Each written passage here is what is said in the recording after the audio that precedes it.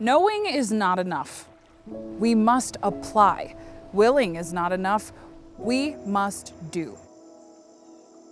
That call to action is attributed to Johann Wolfgang von Goethe at the turn of the 19th century, and back in 1948, on what would have been his 200th birthday, some of the world's biggest thinkers gathered in a tent in Aspen, Colorado, to make the world a better place.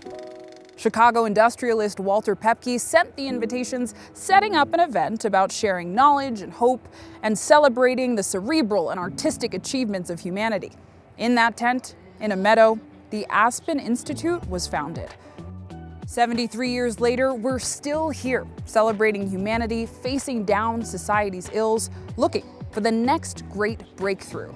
That the world can gather here virtually is a testament to how far we've come, and that we have to do it virtually is just one example of the difficulties we still face.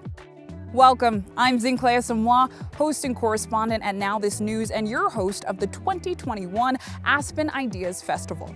Each summer on the Aspen Meadows campus of the Aspen Institute, located on the ancestral lands of the Ute, we gather people from all over the world to share big ideas, ask big questions, and confront big challenges. For the next 5 days, we'll play host to artists, leaders and scientists, philosophers, and a huge crowd of the boldly inquisitive people just like you.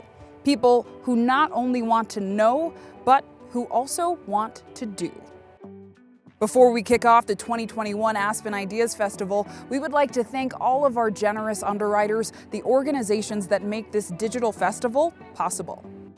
To begin this festival, we'll have a nuts and bolts discussion about infrastructure. It is quite literally the foundation of this country. And when we don't take care of it, we put everything from the economy to public health at risk. CNN's Abby Phillip talks to U.S. Transportation Secretary Pete Buttigieg about how to strengthen what we've already built and what we need to build to fortify America for the future. And here's a hint, it's not all concrete and steel. Secretary Buttigieg, thank you for being here. It's really great to talk to you. We are talking a little bit after the White House has now accepted a bipartisan infrastructure deal. Can you tell us a little bit about the thinking inside this administration about why such a significant compromise was something that you all were willing to do on this particular issue? This is a bill that deals with physical infrastructure, right in your wheelhouse as Secretary of Transportation, but it doesn't deal with a lot of other things that maybe some Democrats wanted. Well, the president believes in a bold vision. He also believes in partnership. He believes in compromise where possible. And that's what we've been able to do with this bipartisan deal. This is, let's be very clear, a major, to the point of being historic, investment in the transportation infrastructure and other forms of infrastructure in this country. We're talking about the biggest federal commitment for public transit ever, the most committed to passenger rail since Amtrak was created in the first place, some of the biggest investments on roads and bridges since the Eisenhower administration, getting lead out of the pipes that take water to American children, making sure everybody's able to have affordable and fast internet. It's a major opportunity to really set America up to succeed. You know, it's been clear from the beginning that at least part of the president's agenda, part of the president's vision for this country and economy was something that we could do together across the aisle. Not all of it, clearly, but some of it. And what we've been able to do is identify that part and do it together, even while working on two tracks, because it remains no less important to us than before this deal was struck to continue pushing on child care, to continue pushing on other things we need to do around climate, to continue pushing on things like building up the infrastructure of our veterans hospitals. There's a lot more work to do, but we're thrilled about the possibility of doing this part together and across the aisle. You know, I think the idea of a broader definition of infrastructure, one that encompasses human infrastructure, and also one that looks deeply at climate issues, is something that Democrats were very interested in. I know that you're very interested in. But why do you think it is that on the Republican side there has been very little interest in that?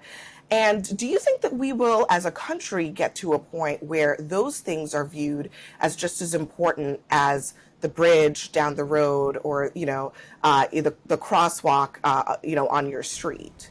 Well, one thing we know is that all of the elements of infrastructure that today we consider traditional infrastructure, they didn't start out traditional. Like nothing could be more traditional than, a railroad. But there was a time when a railroad was tech, was new. The Transcontinental Railroad wasn't traditional infrastructure until we built it. You could say the same about the Erie Canal. You could say the same about the interstate highway system. So yes, I do believe that over time we will continue to see an expansion of our understanding of what infrastructure means, because paradoxically, that's part of the American tradition around infrastructure, pushing that frontier. And you do see some of that reflected in the bipartisan package, right? Internet is obviously pretty new. Nobody was talking about the internet under Eisenhower, but today, being connected to the internet's just as important as being connected to the interstate highway system. You need both. Same thing with our expansion of things around, let's say, the urgency of clean water. Now, we believe that care infrastructure matters, health infrastructure matters, housing infrastructure matters. That has been harder to do on a bipartisan basis, but that doesn't make it any less important to do. And we think, in fact, we know that most Americans agree. You've also spoken a lot about this issue of racial equity in talking about transportation and talking about infrastructure broadly. What can you tell us about what remains in this bipartisan package that addresses that equity question? And there has been some criticism that this was a deal struck by an entirely white group of United States senators, and maybe bipartisan, but not diverse in other ways. What do you say to people who say that's just not the composition of a group of people who is going to create an equitable bill that deals with issues that are important to Black and Latino and Native communities who need infrastructure to work for them too? Well, it's certainly true that the composition of the U.S. Senate does not reflect the composition of the American people. But it's also true that the input and the voices and the needs of all Americans weighed on the people making decisions and guiding this approach, including the president. I mean, starting with the president and the vice president and the leadership of this administration, prioritizing racial equity, which is absolutely something that is inseparable from transportation. And you do see a lot of that reflected in this package. For example, the president stood firm on making sure that there is a lot in here on transit, something that wasn't present in the earlier rounds of negotiations, but the president held to it because it's important for America. Also, commuters of color, Americans of color, Black Americans, disproportionately more likely to rely on public transit. You look at the investments in safety. Unfortunately, there is a huge racial gap in things like fatalities on our roads. There is funding in this bipartisan package to reconnect communities that had been divided by infrastructure decisions in the past, like highways that were routed, sometimes deliberately, to segregate a city or even to effectively remove a Black neighborhood by routing a highway straight through it. So when we're talking about all of these racial equity considerations, they're reflected in this package. But this is another example and reminder of why these two tracks are important. There's a lot more we've got to do as a country, as an administration, and we will. I want to ask you a little bit more about that, because this is Aspen Ideas that we're talking about, and this idea of highways going through communities of color is one that is such a big issue in every city, big and small, across the country. But what does that look like? I mean, and as the Secretary of Transportation, usually you're talking about building highways. Are we talking about demolishing highways when we talk about reconnecting those communities? Well, yeah, it turns out that the right transportation policy is not just about more. What can we add? It's what do we add and subtract. It's how do we shape our infrastructure so that people can get around. And the truth is highways can connect, but they can also divide, which is why we need to be intentional about this. As you correctly said, Abby, often it's in northern as well as southern cities, everywhere in the country, we've seen examples of this. So what does it look like to do something about it? Sometimes it does mean that a highway needs to move, or maybe it needs to be capped or put underground. And by the way, when you cap a highway, there's something else extraordinary that happens, which is land is returned to being able to create value for a community. Other times it may not look as dramatic dramatic as removing or sinking a highway. It may be working across it, bridging literally over or under it, or adding transit options for an area or a neighborhood that hasn't had good transit. I talked to one mayor in a low-income community which is a suburb of New York, describing to me how it's quicker for her residents to get to Manhattan than it is to get across town to get to the grocery. We can do something about that, sometimes by subtracting or moving or shifting, sometimes by adding something new. I want to switch gears a little bit to COVID-19, which is something that obviously is one of those transformational global events.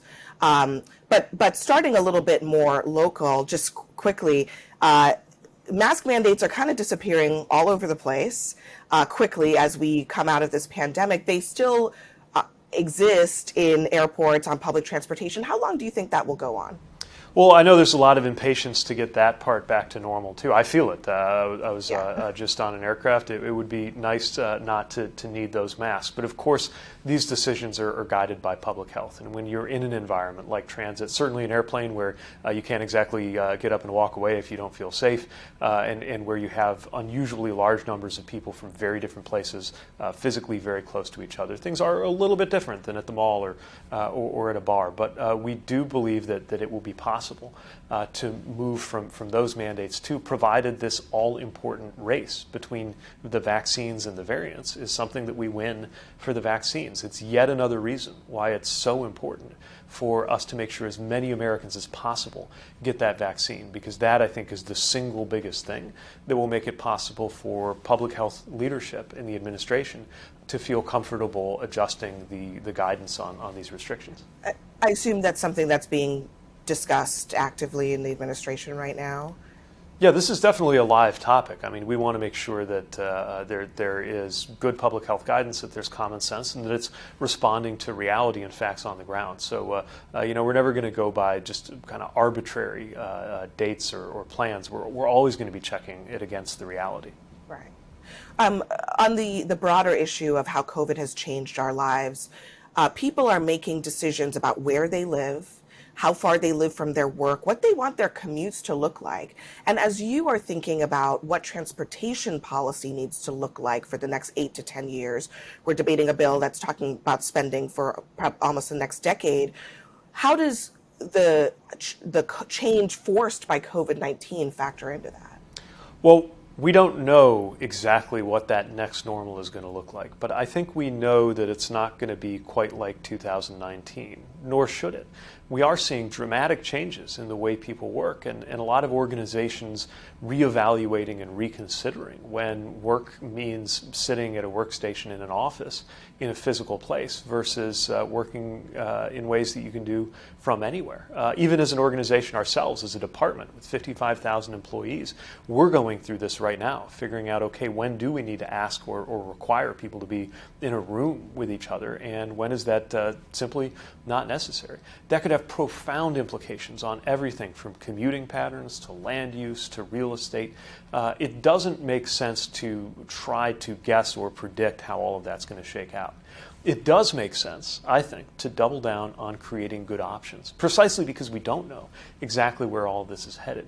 We need a transportation system that revolves around people's lives, around their needs and their aspirations, which, by the way, means that things like vehicles and roads should revolve around human beings and their lives, not the other way around. It's why we want good transit options. It's why we want good ways to have an alternative not to bring a vehicle with you everywhere you go and drag 2 tons of metal with you across town or to another town if there's another way. And of course, it is a reminder for all of us about how digital infrastructure really is just as important as physical infrastructure. You've described this infrastructure package as also a jobs bill. That's the administration's position as well. There have been a lot of reports about a worker shortage in this country. Are you concerned at all that there might actually be difficulty getting people to do these jobs that are potentially being created by, some $500 billion in new spending?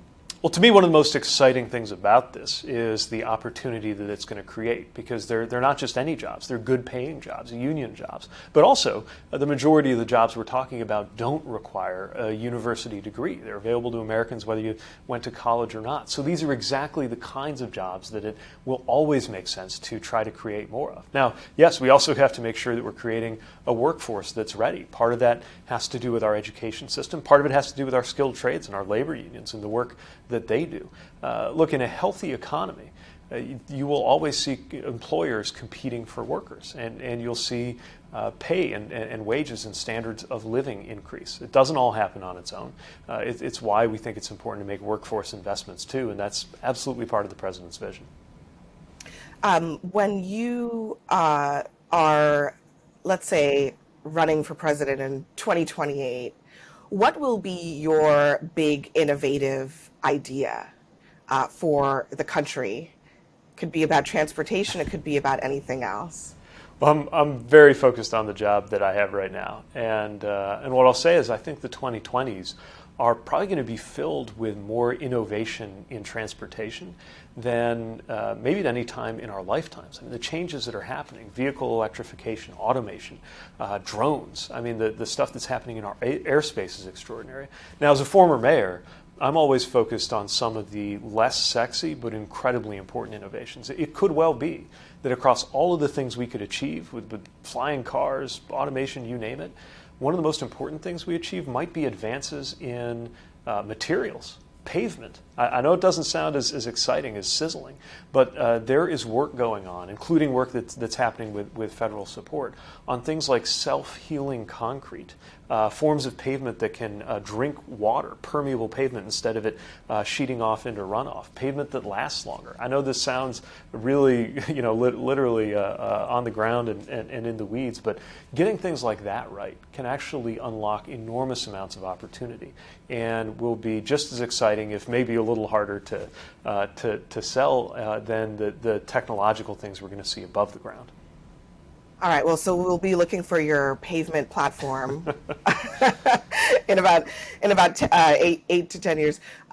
One final thing, it is Pride Month. I want to ask you about some major developments. Carl Nassib became the first NFL player active player to come out as openly gay. I wonder what that means to you as a gay man, but also at the same time that this is happening, there is this big push across the country to restrict the rights of transgender people across the country. Both things happening at the same time. What do you make of that? I think that's always been the story of LGBTQ plus equality, steps forward and steps back. And seeing Carl Nassib come out is extraordinary. It's encouraging. There's a lot of pressure and a lot of courage that is required to be a first, especially a stereotype-defying first like an NFL player. And I think that's going to be an example and an inspiration for so many. And yet, as you say, around the country, we're seeing what basically amounts to a political strategy of targeting some of the most vulnerable people in America, which is transgender youth. And it's built on a very dangerous falsehood, which is some politicians asserting that there's no such thing as being transgender, and that's just not true. And it's incredibly dangerous, physically dangerous, because saying that transgender people don't exist is basically the same as saying that transgender people shouldn't exist. And especially when you think about young people who hear that message from people in positions of responsibility. Some of those young people might believe that message. And so we've got to push back with everything that we've got. First of all, on these laws that are a step back. And by the way, laws that will be a step forward, like the Equality Act.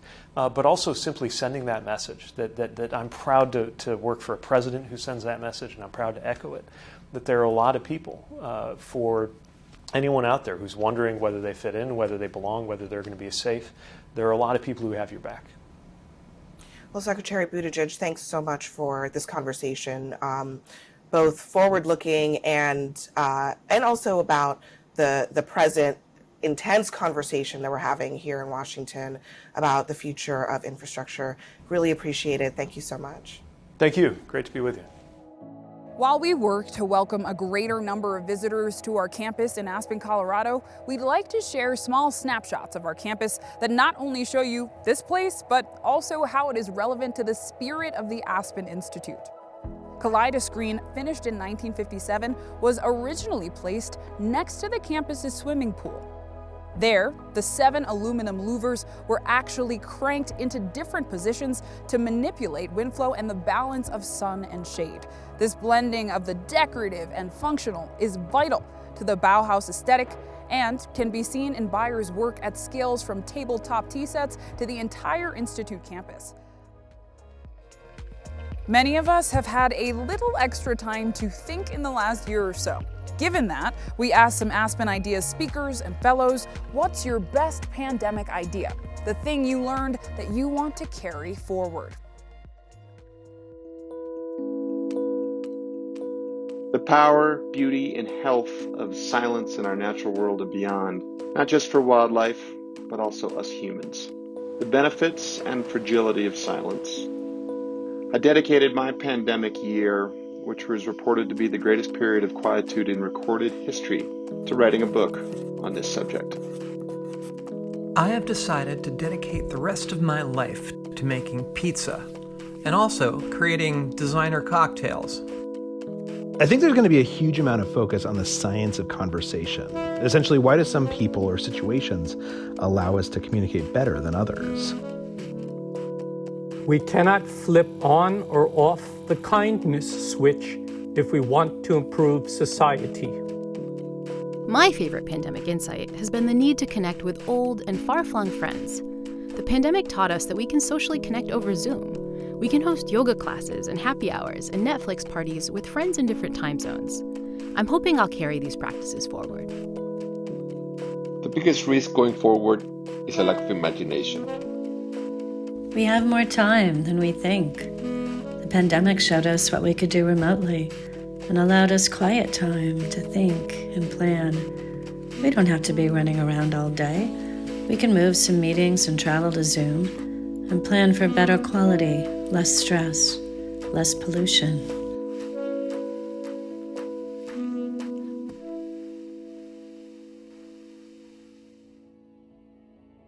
When COVID arrived, performing arts spaces went dark.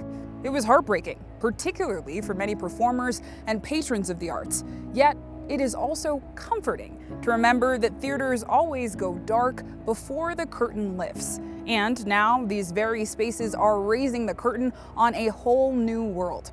Theater directors Oscar Eustis and Sahim Ali discuss the importance of art, the relevance of Shakespeare, and their upcoming production in Central Park. Hi, I'm Oscar Eustis, Artistic Director of the Public Theater in New York, and I'm here with Sahim Ali, who's the Associate Artistic Director of the Public Theater, and we are here getting ready to bring Shakespeare in the Park back. Sahim, what a fantastic thing. I know. Finally, after a year and a half almost, so we're going long, to gather together. So long trying to figure out how to do it, and here we are. It's about to happen. We can hear the birds. I know. This theater, the Delacorte, is a symbol of something that's much more than just the theater. Joe Papp started Free Shakespeare in the Park by the side of the Turtle Pond and got in a huge battle with the Commissioner of Parks of New York City, the most powerful man in New York City, Robert Moses, who tried to stop Free Shakespeare in the Park. He said, you have to charge for it. Joe refused to charge for it. It turned into a 6-month-long court battle. It was on the front pages of the newspapers. This is the late 1950s.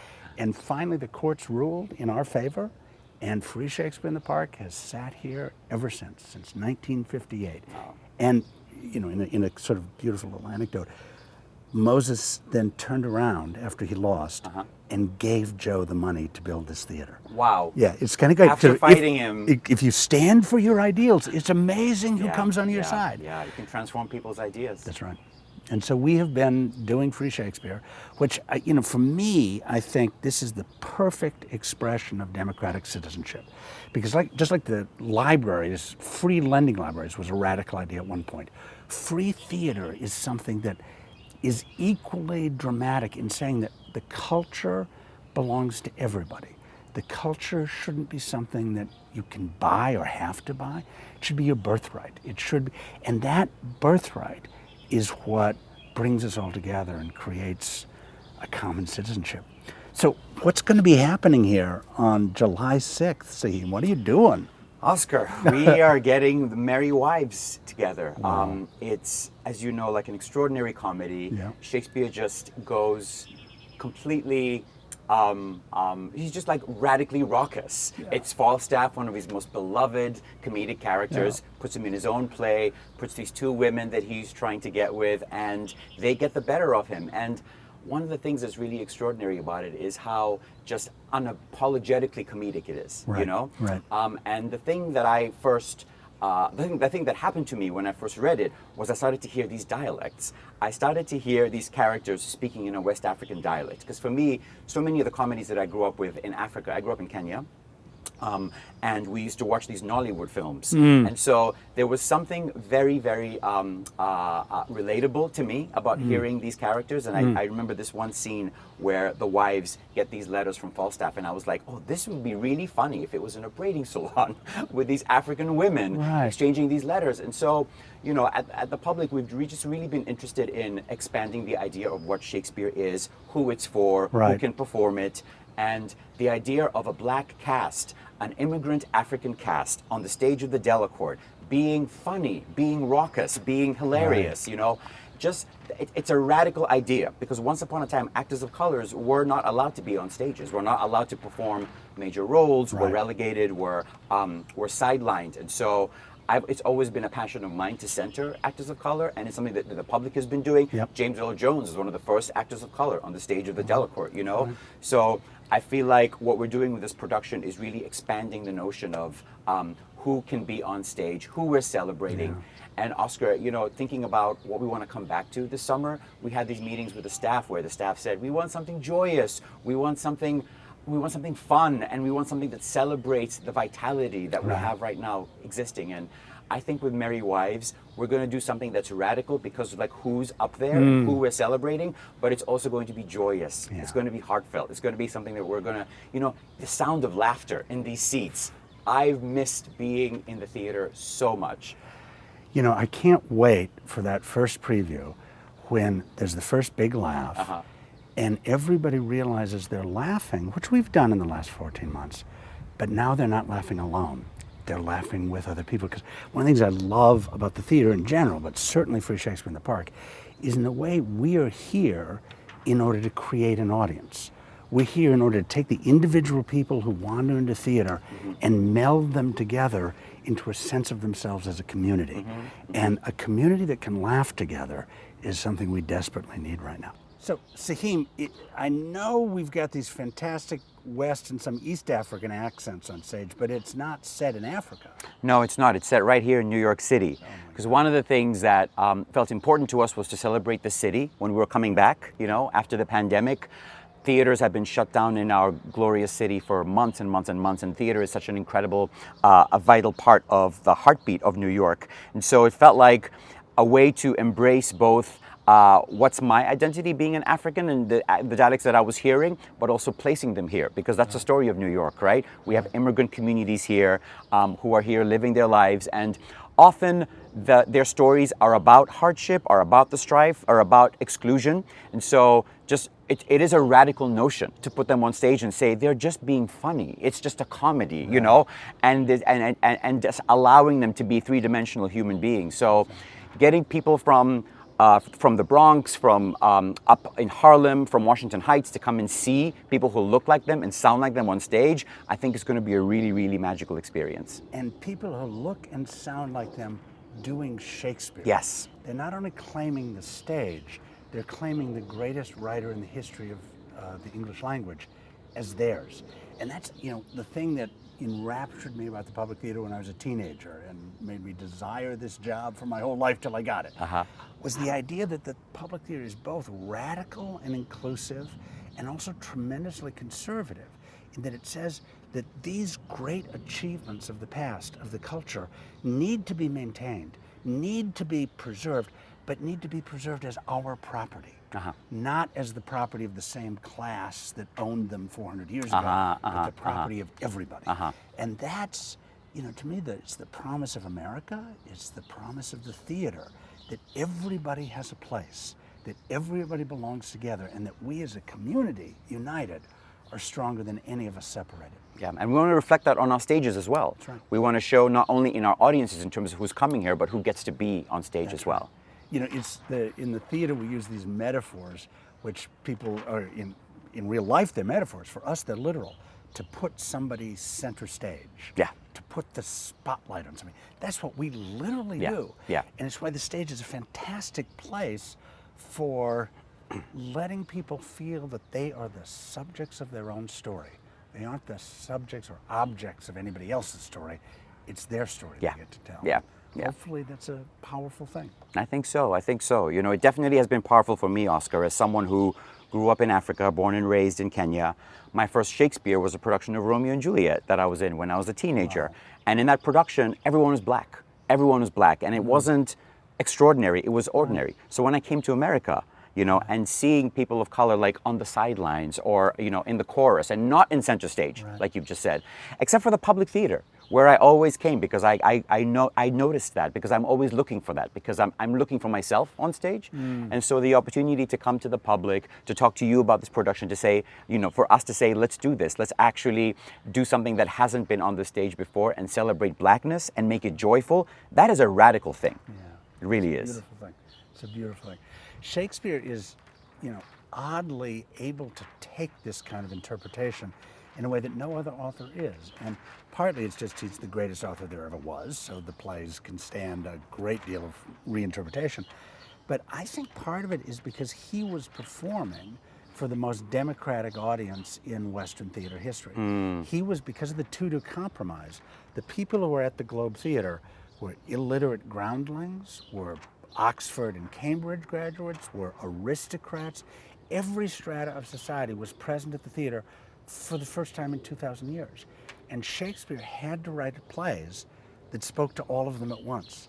So there's a kind of width and embrace. Oh, in that's interesting. I think, you know, Shakespeare could write, right? Yeah. It's not a writer, good writer. Yeah. But I think it's that audience that turned him into the greatest writer in the history of the language. It was that audience that forced him to expand. Because when you've got an audience, to some extent, of course, you're showing people who are on stage being seen in the audience as that dialectic.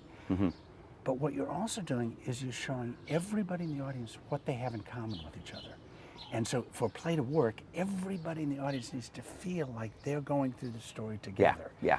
And so it's a democratizing impulse in the theater. Yeah, because you recognize the emotional, you empathize. We talk about empathy in the theater, right? What does it mean to have empathy? What does it mean to relate to someone who doesn't look like you, doesn't have your experience, but is going through something that you understand or you have been through? That's right. Well, we've all been through a lot this year, and we are looking forward to July 6th, which is the first moment that we'll actually gather a community back here at the Delacorte for Free Shakespeare in the Park. It's right around the corner. Here it comes. Thanks for being with us.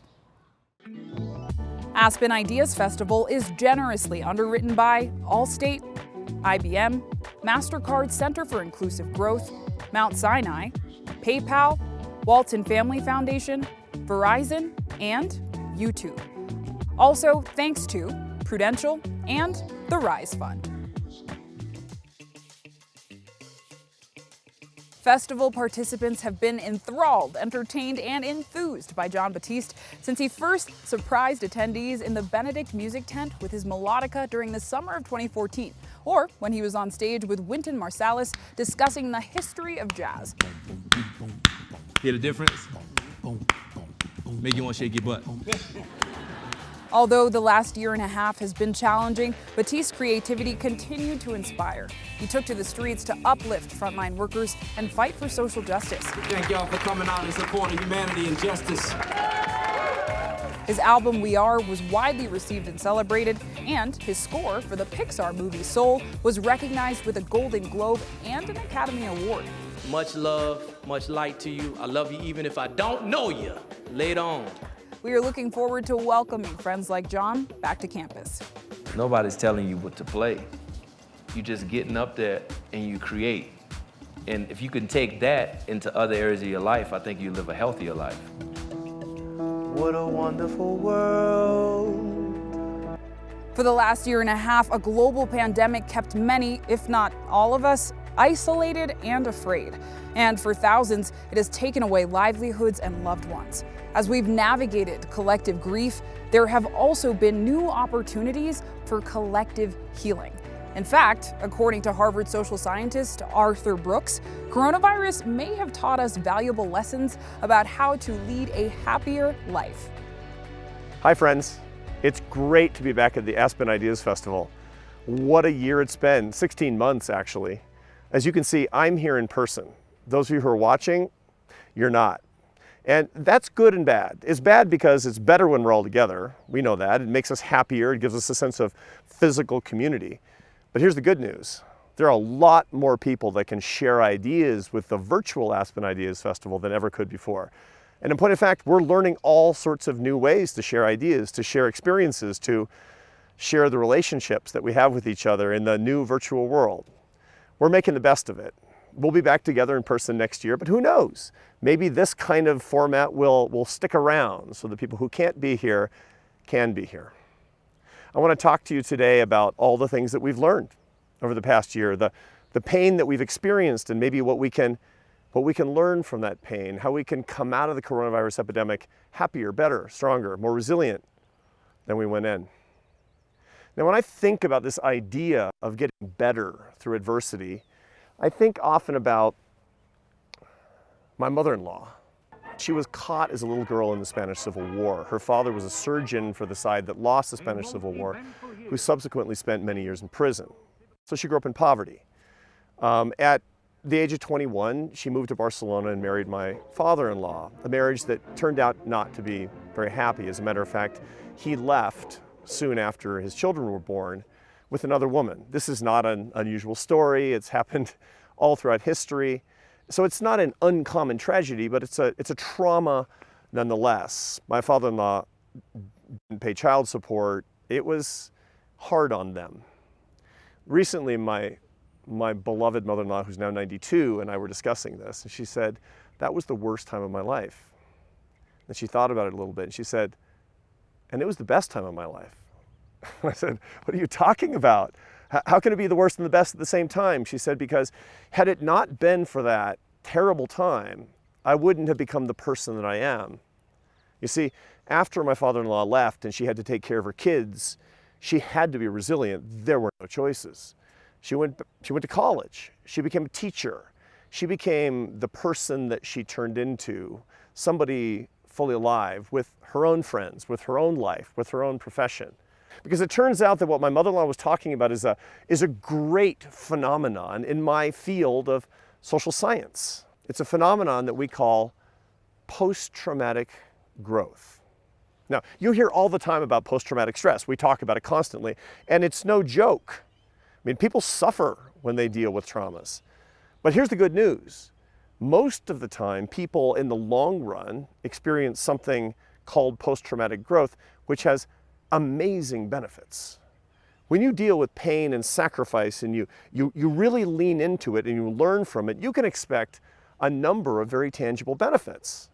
Most people who have post-traumatic growth, which is more than half of people who suffer from trauma at the end of the day, they find that their relationships deepen, their friendships are better, they savor the relationships in their life more than they ever did before. They think less, they care less about what other people think of them. They're more resilient to future trauma. Virtually everybody who goes through post-traumatic growth becomes more philosophically adroit, more spiritually adept. They understand what is more transcendent to their own narrow existence better than they did before. These are the benefits that we get. These are the benefits that my mother-in-law got. I can think back on my life of the things that really went wrong. These are some of the benefits that I've gotten. So let's think to ourselves, what can we get as we come out of this year along these lines? There's an emergence that we're actually seeing among clinical psychologists of what they are calling COVID anxiety syndrome. And that's not just the natural tendency to put a name on everything. It's a serious business. We find people are suffering from clinical anxiety. And that's directly attributable to what people have been experiencing during the coronavirus pandemic. 43% of adults, they've experienced a lot of loneliness during the lockdowns. Loneliness is at epidemic levels, according to our Surgeon General Vivek Murthy. He's written a book on the subject, and he says that it is one of the biggest problems psychologically that we have in the United States today, and it has been accelerated, exacerbated massively by the pandemic. Depression, clinical depression symptoms have risen by a factor of 3 over the past year. And aside from everything else, I'll speak to you frankly as an economist, if you can stand it. JAMA, the Journal of the American Medical Association, estimates that the economic impact of the emotional problems coming from the coronavirus lockdowns, quarantines, loneliness, isolation, you name it, is more than $1.5 trillion in medical expenses and lost productivity. This, my friends, is trauma. Now, some of you watching this, you've lost loved ones. Some of you have gotten sick. Some of you have lost your job. Some of you have lost businesses. That's really tangible, but most of you haven't, blessedly. But you've experienced a hardship too. Fear, disappointment, loneliness. If we want post-traumatic growth, we need to do 3 things. Number 1, we need to manage our feelings. Now maybe that sounds weird to you. How can I manage my feelings? My feelings are something that happened to me. No, you can, you should. And there's huge promise if you do. Second, you need to beware the world's solutions to this problem. The solutions that people give to you for your isolation and loneliness. Why? Because they're commercial solutions and they don't have your best interests at heart. The true solutions come from within. And my third lesson is that when change finds you, you need to lean into it. Because if you don't, you won't get the benefit. But if you do, you're going to love what you find. People treat feelings, as I mentioned before, as just a phenomenon. They're in the ether. They happen to us. And there's a reason that we feel this way. Feelings are processed by a very ancient part of the brain called the limbic system. This was evolved more than 1 million years ago, before we had our conscious minds the way that we understand them today. It's something that exists because we need our feelings to be processed automatically because they keep us alive. Often psychologists will call this, social scientists will call this the lizard brain because it's primitive. Now, this is a wonderful thing because it gives us our basic positive and negative emotions, which we rely on all day. Our basic positive emotions are love and joy, and here's the really wonderful one, interest. If you're a fan of the Aspen Ideas Festival, it's because watching talks and thinking about ideas and having big conversations, it gives you a good feeling. It gives you pleasure. Why? Because interest is a basic positive emotion processed automatically. If you like what we're talking about here, you're interested in my talk, you have a basic positive emotion that's happening from this. That's a wonderful part of being human. There are also basic negative emotions, which we don't like, but which we need. The basic negative emotions are sadness and anger and disgust and fear. We hate them because they feel bad, but give thanks for your negative emotions. They are truly what have allowed your ancestors to pass on their genes. Were it not for negative emotions, threat would hunt us down. Threat is actually something that gives us negative emotions and allows us to avoid the sources of threat. These are your force field, your shield, your defenses against bad things that could hurt you. They keep us alive. They make us miserable. That's the paradox, isn't it? We need to learn to manage our negative emotions, not to get rid of them. This is a case study in emotional management. How do you manage your feelings? How do you manage any feelings problem? It's actually a 3-step process. Here's what we want to do. When your feelings are happening to you, they're existing in the limbic system of the brain, that deep part of the brain. You can't manage something that's automatic, obviously. To manage your thoughts, you need to move them to your prefrontal cortex, where your executive function is happening. You need to move feelings from one part of your brain to another. Now, there are lots of ways to think about this. The ancient Buddhist idea of observing your feelings is doing exactly this. Once you get away from your feelings happening to you and you say, I'm going to treat these feelings like they were happening to somebody else. How interesting. I'm feeling angry right now. I realize I'm feeling sad. What you've just done is to make your feelings metacognitive. They're no longer happening to you. They're happening alongside of your conscious brain. And you've moved the idea of these feelings from the limbic system to the prefrontal cortex. Step 2, you go from metacognition to analysis. Now that you're able to observe your feelings, you can analyze what's really going on. Consider why a feeling exists. Why am I feeling sad? Why am I feeling angry or disgusted? Why am I afraid? That's an analysis as if you were an outside observer. Oh, what a miracle to be a human. There is no other animal on the planet, no species that's ever existed that we know of, where we can actually observe ourselves. We can be aware of being aware. We can be aware of being aware of being aware. It's really amazing. And finally, and this is really where it becomes practical and good for us, we manage the emotions actively. How? We accept our feelings. We resolve not to let them bind our actions in an inappropriate or destructive way, and we turn them into an opportunity. This is the three-step process where you manage you. So now let's do it in the case of something we might have been suffering, something that I've been suffering. I bet you have too. Uncertainty is a big problem for us, or it certainly has been over the past 16 months. You've asked yourself, probably, am I going to get sick? Maybe you were really, really afraid of it. Maybe you weren't, but it had to cross your mind. You asked yourself, will I lose somebody that I love? Will I lose my job? Will I lose my business? Will the stock market go crazy and will I lose my retirement? We've all had these ideas. I'll never go back to the university. I'll never go back to the office. I'll never see other human beings. You know, we have a tendency to catastrophize everything. Why? Because uncertainty does that to us. Well, what is uncertainty? Uncertainty is nothing more than fear. Fear is the master emotion, and it must be. If you feel fear, it better clear the decks from everything else. If you're having a great time as a caveman, you don't pay attention to the saber-toothed tiger sneaking up behind you, you will be lunch, you won't pass on your genes. Thank goodness for fear. And it does all sorts of amazing things that saves our lives today. Let's say that you're walking across the street in New York City or wherever you live, and this has happened to all of us. You're in the crosswalk, but you almost get hit by a car. Well, what happens in that moment? The visual stimulus of the car coming toward you is processed in your visual cortex at the back of your brain. It sends a signal to the amygdala, which is part of the limbic system. The amygdala sends out an immediate signal through the hypothalamus to the pituitary gland, which signals to the adrenal glands to pump out cortisol and epinephrine, aka adrenaline. This happens in 74 milliseconds. 74 100ths of a second. This is 3 or 4 seconds before you know what's going on with your prefrontal cortex. You've jumped out of the way and your heart's pounding like crazy and you're a little bit angry and you're sweating and you've probably already flipped the guy off before you even know what's going on. Fear saved your life. Be grateful for fear, but manage it. See, fear is a response to threat. Uncertainty stimulates constant, mild, gnawing fear. Now, physiologically, let's remember what this is doing. If you have a lot of uncertainty in your life, what's going on?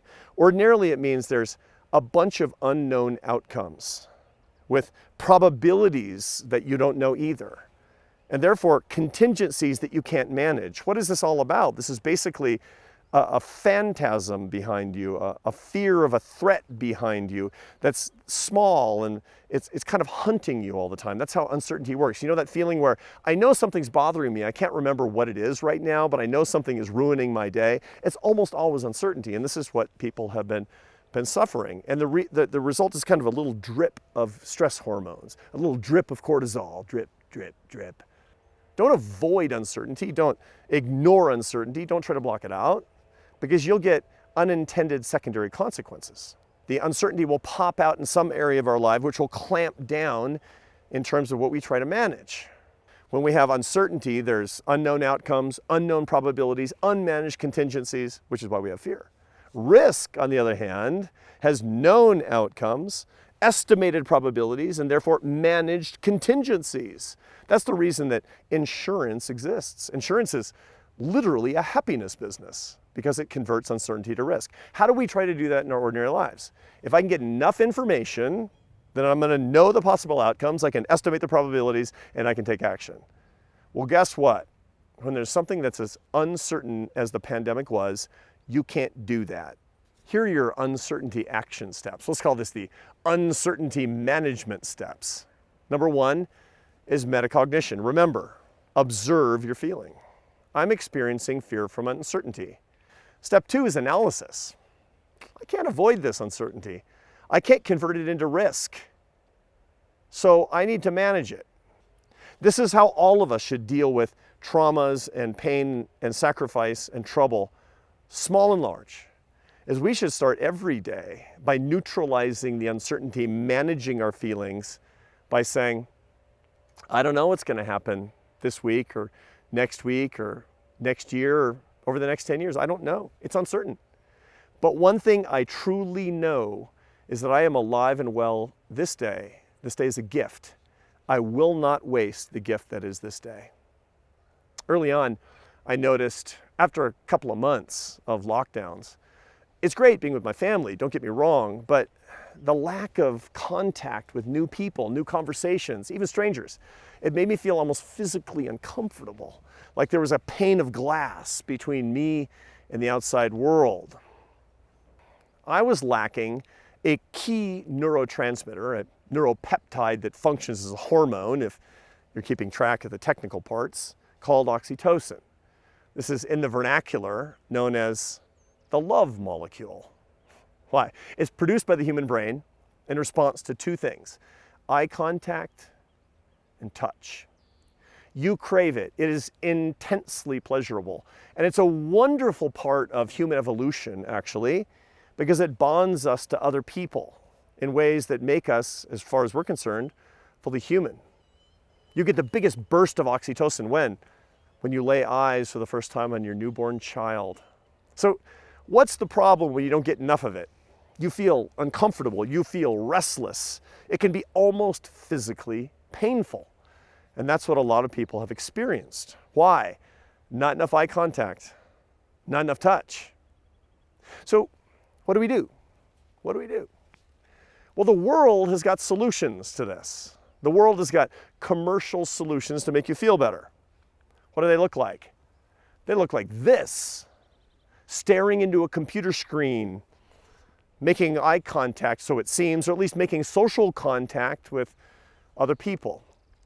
There's been a huge explosion in the use of social media over the past 16 months, and not just among people in their teens and 20s. On the contrary, people my age too have gone from minutes a day to hours a day on Facebook and Twitter and even Instagram.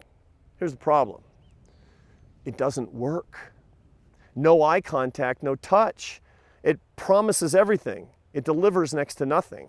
There's a wonderful body of research that's largely spearheaded by Jean Twenge, who's a social psychologist at San Diego State University, that shows that anything more than about an hour a day of social media across all platforms, you'll get lonelier the longer you're on it. Does that make sense? Lonelier the longer you're on social media? How can that be? Think about it this way. Social media functions as the junk food of social contact. And all that'll happen is too many calories and not enough nutrients. You will get lonelier while you're actually consuming too much. So what do we need to do instead? How do we protect ourselves from this loneliness, from this social junk food? And the answer comes, and it always does, from within. This doesn't cost money. This doesn't require you turning on your computer. This takes no tech at all.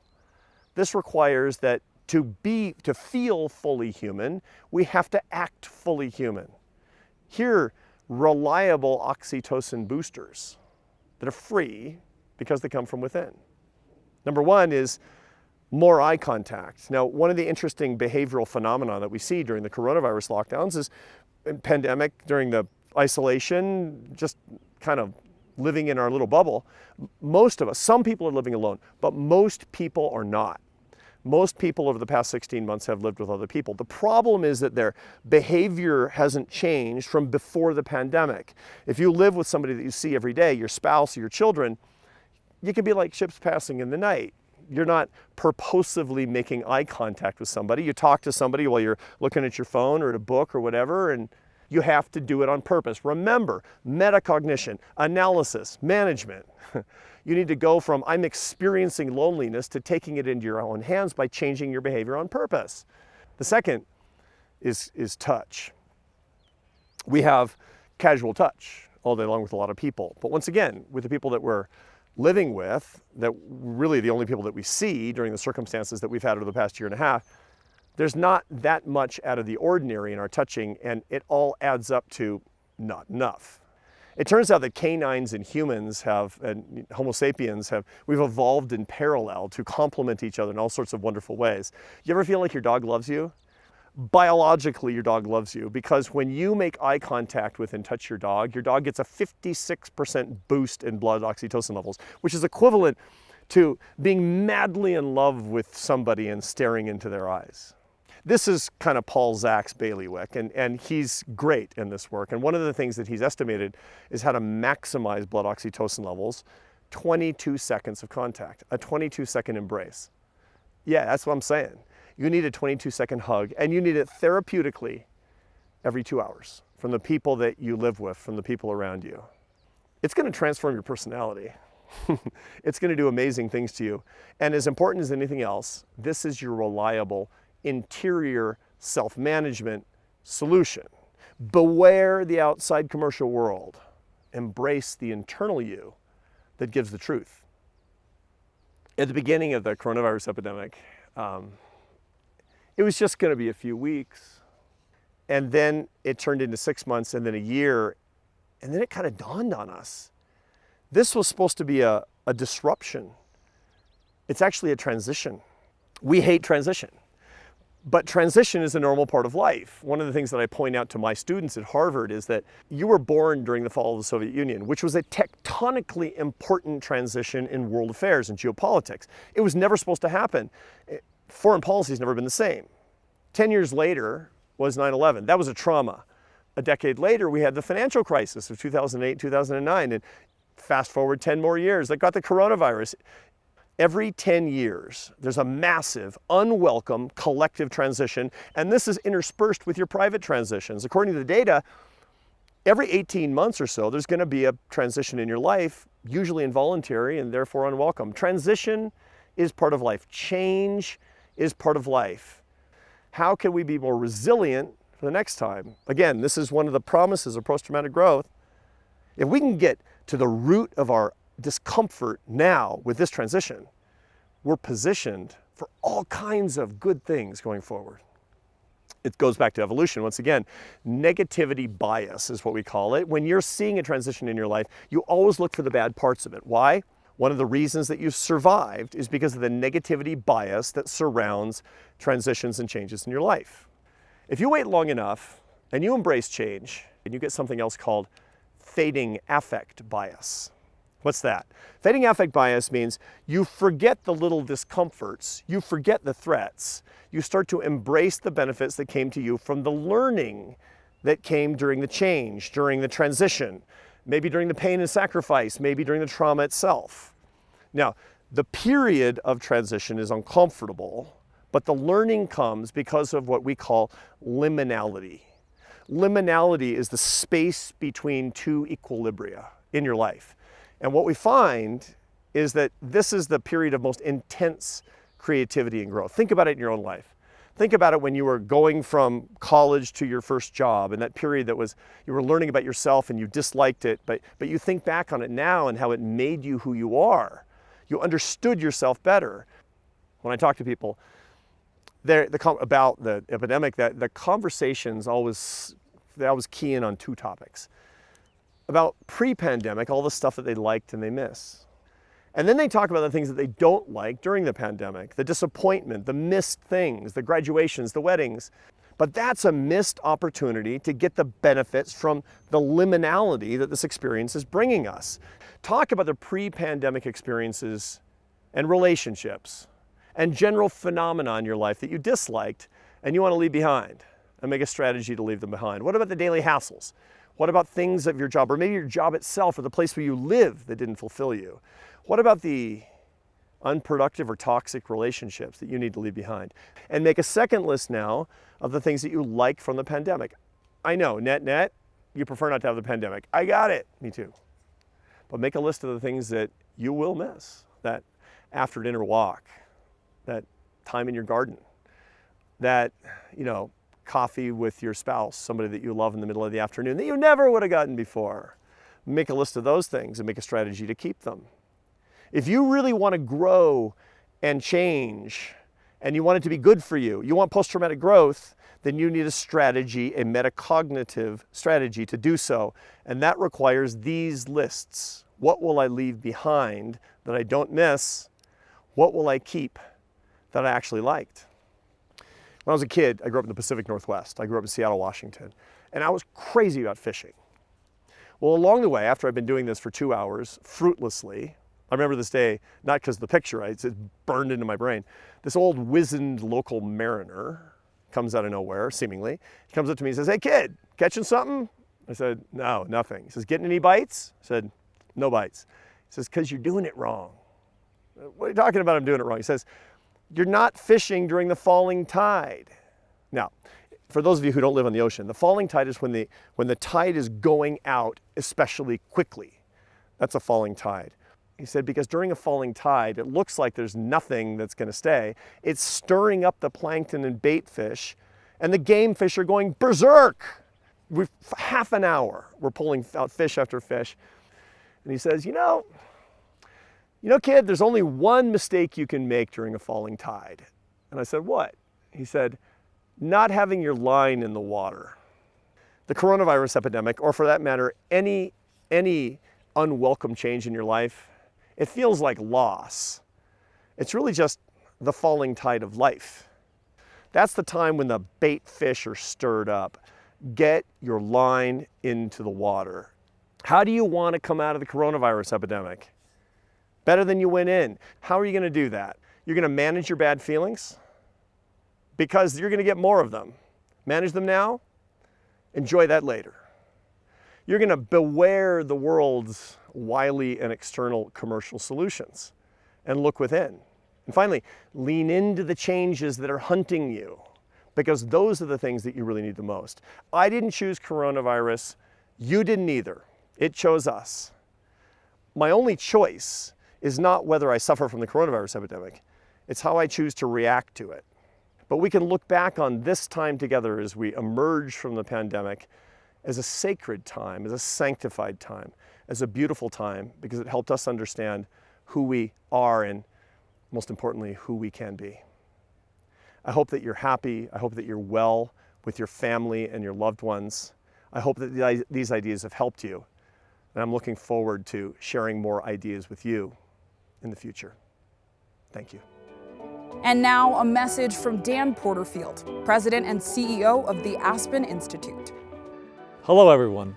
I'm Dan Porterfield, President and CEO of the Aspen Institute, and I want to thank you for joining us for the 2021 Aspen Ideas Festival. I hope you enjoyed the first night of our programming. This is our second year bringing you this convening online, and it's so exciting that we're once again able to offer the signature event of the Aspen Institute to a wide global audience. As you know, this past year was one of profound hardship in every community and for all of us. We grappled with a deadly pandemic, structural racism, economic hardship, public mistrust, growing polarization, and a worsening climate crisis. The systems we rely on are under tremendous pressure right now, and some have even questioned the ability of democracy itself to deliver for people and communities in this time. Now what? There is no one answer. But given the needs of the world today, I believe the Aspen Institute's mission is more important than ever. Founded in 1950 with humanistic optimism and in the service of human dignity, we use many tools and methods to promote freedom, equity, and justice. We support inclusive, open-minded dialogue among people with diverse views from varying walks of life. We convene leaders from all sectors to discern their core values and callings, and then recommit to public-spirited actions. And we bring people together to create practical progress on issues like education, economic inclusion and the environment, social trust, global security, and discrimination in its many forms. These approaches are what's needed to drive productive change for the one and the many, in the short term and the long term. And that's exactly what the Aspen Institute brings you this year through the Aspen Ideas Festival. which gathers together thinkers and doers who are driving change on today's most urgent challenges. Our theme this year, American Futures, speaks to the moment, to the hardships our world has experienced, and the possibility and promise of futures we will imagine and create together. As you have already seen today, and will see throughout the week, the ideas expressed here are bold, challenging, relevant, and actionable. They are ideas that matter. Our online festival was produced by an inspiring, intrepid team that believes in the power of ideas to change the world. Please join me in thanking them for their energy, vision, commitment, excellence, and passion. I'd also like to thank our underwriters and donors for their generous support that makes this online festival possible for our global audience. Your support allows us to keep spreading ideas, hope, and community.